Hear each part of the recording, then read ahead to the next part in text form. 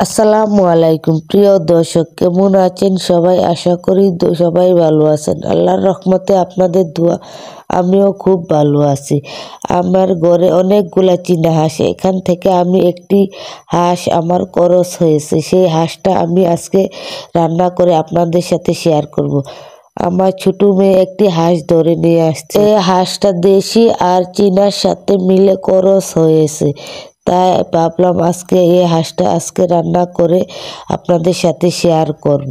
এই হাঁসটা অনেক শক্তিশালী। দেখুন, আমার মেয়েটা হাঁসটাকে ধরে রাখতে পারতেছে না। দেখুন কত শক্ত করে আমার মেয়েটা হাঁসটাকে ধরে রাখতেছে। হাঁসটা জবাইয়ের শেষে কুটাকাটি করে এখানে নিয়ে এলাম।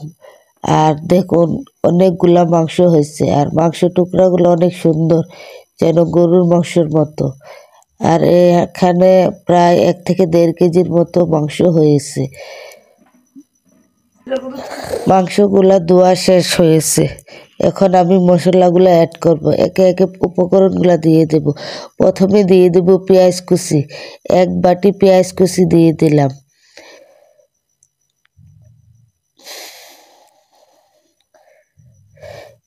রসুন বাটা দিয়ে 1 থেকে 1.5 চামচ। আদা বাটা 1.5 চামচ। জিরে বাটা 1.5 চামচ।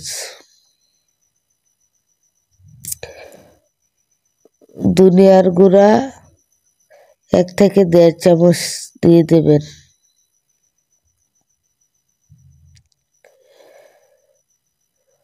এখন দিয়ে দেব হলুদের গুঁড়া। 1 চামচের মতো হলুদের গুঁড়া দিয়ে দেবেন।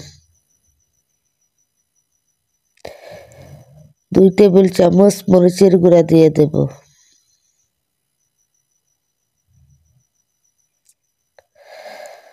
আর মরিচটা আপনারা যার যার স্বাদ মতো দেবেন। কে কেমন মরিচ খাবেন সেই অনুসারে মরিচটা দিয়ে দেবেন।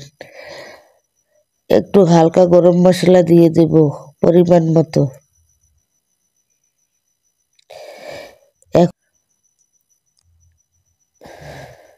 লবণ দিয়ে দেবেন পরিমাণ মতো। লবণটা অল্প করে দেবেন, লাগলে পরবর্তীতে আবার দেওয়া যায়। এই যে আমি এখন তেজপাতা, এলাচের গোটা, লং, সাথে কিছু গোলমরিচ দিয়ে দিলাম। তার সাথে কিছু সাদা তেল অ্যাড করে দিলাম। এখন সবগুলা উপকরণ হাতে দিয়ে মেখে একসাথে মিক্স করে নেবেন। আর পুরোপুরি সবগুলা মাংসের সাথে যাতে একসাথে মিক্স হয়ে যায় সেভাবে হাত দিয়ে মিক্স করবেন, তাহলে আপনার মাংসটার সাথে সবগুলা মশলা অ্যাড হয়ে যাবে।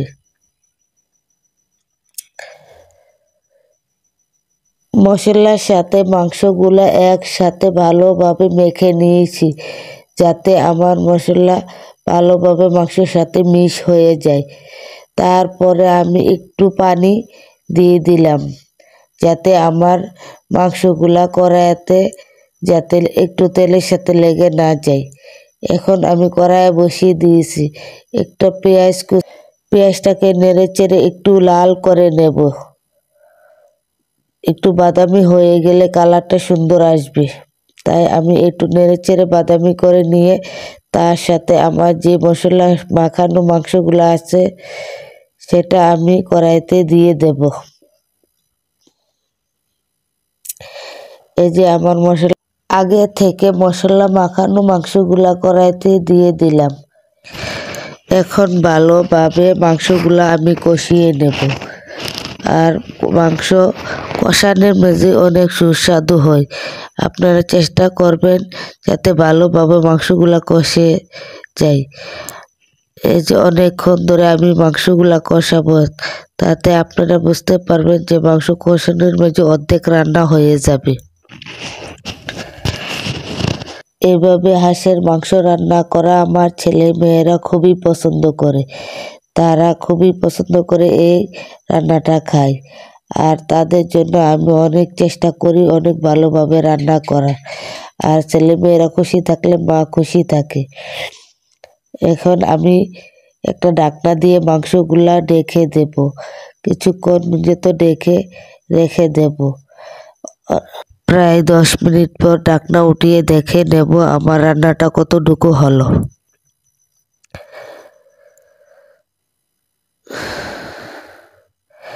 অনেকক্ষণ পর আমি ঢাকনাটা খুলে দেখলাম যে আমার রান্নাটা প্রায় অর্ধেক হয়ে গেছে। এর মাঝে মাঝে আমি অনেকবার নেড়ে চেড়ে দিয়েছি।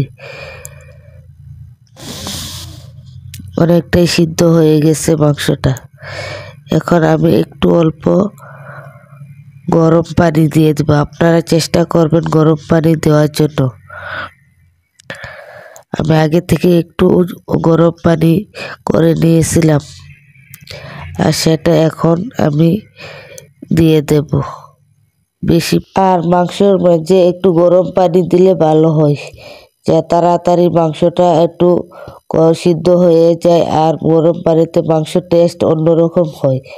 আপনারা চেষ্টা করবেন সবাই মাংস রান্না করে, যে কোনো মাংসই হোক, গরম পানি দেওয়ার জন্য।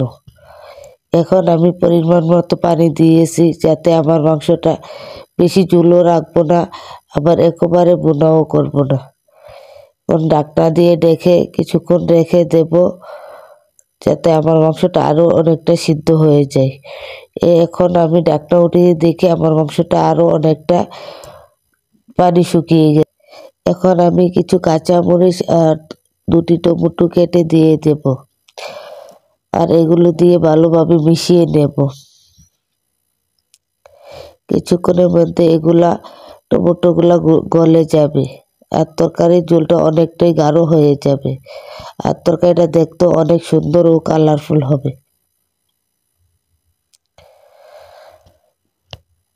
এই যে দেখুন, আমার মাংসের ঝোলগুলো অনেকটাই গাঢ় হয়ে গেছে।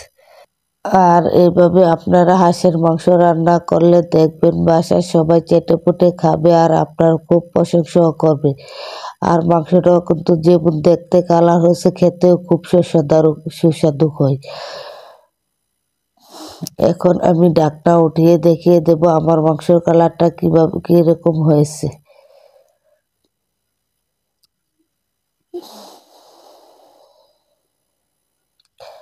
আর হাঁসের মাংস খেতে সবাই পছন্দ করে। আর এখন আমি কিছু জিরা গুঁড়া দিয়ে দেব। ভাজা জিরার গুঁড়া আপনারা নামানোর আগ মুহূর্তে দিয়ে দেবেন, তাহলে একটু ঘ্রাণ আসবে।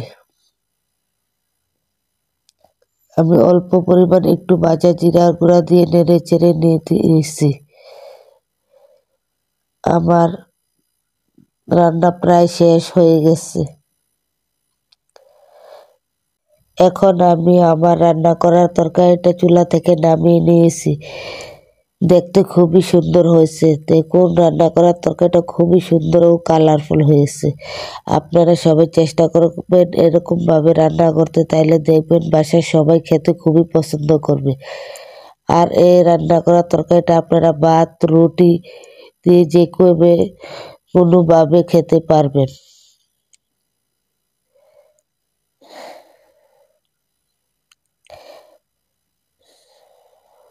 সবগুলো তরকারি এখন আমি একটি হটপটে রেখে দেব, যাতে আমার তরকারিটা অনেকক্ষণ ধরে ভালো এবং নষ্ট না হয়ে যায়।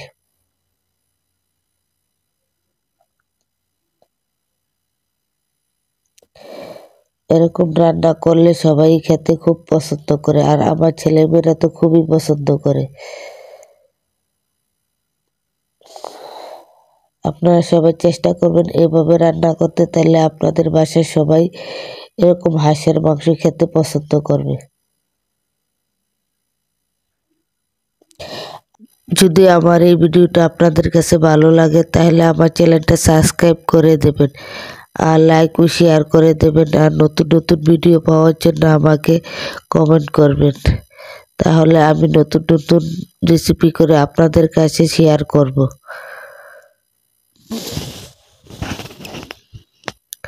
আসসালামু আলাইকুম।